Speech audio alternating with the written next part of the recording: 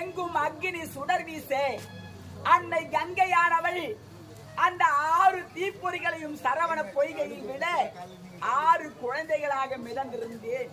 அதனால் சரவண பவன் என்று பெயர் வகித்தேன்.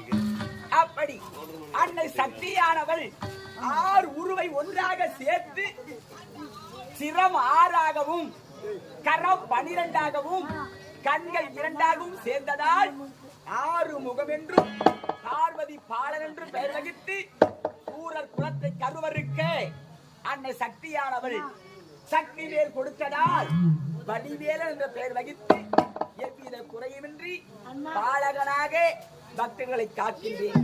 அதே நேரம் அனுதினமும் திருமாலின் வாமன அவதாரத்தில் ஆனந்த கண்ணீரில் உதித்தவர்கள் அமுதவள்ளி சுந்தரவள்ளி என் அம்மா மகள்களான அவர்களோடு ஆடி பாடி விளையாடி மகிழ்வது வழக்கம்.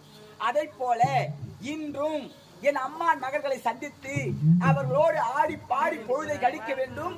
ஆகையால் இப்பொழுதே நாடி செல்கிறேன்.